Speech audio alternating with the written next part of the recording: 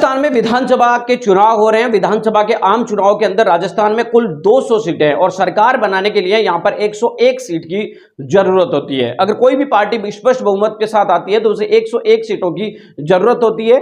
मुख्यमंत्री जो भी बनना चाहता है उसे 101 सीटों के साथ अपना बहुमत साबित करना होता है। राजस्थान की अगर बात करें तो यहां पर सभी राजनीतिक पार्टियों की अब एकदम तस्वीर साफ हो चुकी है। कई सारे निर्दलीय प्रत्याशी भी है, कई सारी पार्टियां भी यहां पर मैदान में है, लेकिन हम प्रमुख तौर से जो पार्टियां चुनाव लड़ रही है उनके कुल कितने प्रत्याशी अब नामांकन प्रक्रिया के बाद में कितने कितने प्रत्याशी बचे हैं और कितने कितने घोषित किए थे उन पर हम बात करते हैं। अगर बात करें सबसे पहले सत्ताधारी कांग्रेस पार्टी की, तो सत्ताधारी कांग्रेस पार्टी ने यहां पर 199 सीटों पर अपने प्रत्याशी उतारे। एक सीट वो हमेशा की तरह आरएलडी के खाते में उन्होंने दे दी है, तो यानी कि कांग्रेस गठबंधन जो है वो 200 सीटों पर चुनाव लड़ रहा है। बीजेपी की बात करें तो बीजेपी की तरफ से पूरी 200 सीटों पर अपने प्रत्याशी उतारे गए और उनके 200 के 200 प्रत्याशी चुनाव मैदान में लड़े हुए हैं। हालांकि बीजेपी की तरफ से करीब 35 से 40 लोग जो ऐसे हैं जो निर्दलीय उनसे बागी होकर चुनाव लड़ रहे हैं।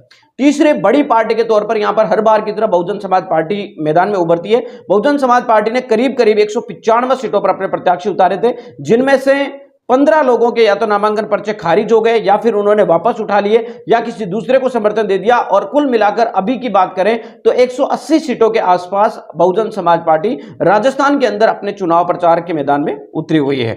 इसी तरीके से अगर बात करें आरएलपी आजाद समाज पार्टी के गठबंधन की, तो इस गठबंधन ने करीब 140 से 45 सीटें के आसपास कैंडिडेटों को दी थी, लेकिन अब नामांकन प्रक्रिया के संपन्न होने के बाद और नाम वापसी के बाद उनकी पार्टी की तरफ से जिन लोगों ने नामांकन पत्र या तो वापस उठा लिए या उनके खारिज हो गए या फिर किसी गलती के कारण उनका नामांकन पर्चा सही नहीं हुआ, तो ऐसे कुल मिलाकर अब आजाद समाज पार्टी और आरएलपी गठबंधन के कुल मिलाकर यहां पर 120 प्रत्याशी के आसपास अब रहने की खबर सामने आ रही है। वहीं आपको बताने की कोशिश करें तो बाप जो कि भारतीय आदिवासी पार्टी है, उनकी तरफ से करीब 36 प्रत्याशी उतारे गए थे और उनके लगभग सभी प्रत्याशी मैदान के अंदर है। तो आम आदमी पार्टी ने भी कई सारे प्रत्याशी उतारे, लेकिन उनका आधिकारिक आंकड़ा अभी तक सामने नहीं आ रहा है। कम्युनिस्ट पार्टियों की बात करें तो कम्युनिस्ट पार्टियों ने 17 सीटों के ऊपर अपने प्रत्याशी उतारे थे और लगभग सभी 17 सीटों के ऊपर उनके प्रत्याशी मैदान में लड़ रहे हैं। तो ये आपको बता दें कि एक तरीके से बड़ा आंकड़ा है राजस्थान का। अब इन तमाम सीटों के ऊपर राजस्थान के अंदर 25 तारीख को मतदान होना है और 25 तारीख को मतदान के बाद एक जो है 3 दिसंबर को चुनाव नतीजे सामने आएंगे। आपका क्या कुछ कहना है इस मामले में? प्रतिक्रिया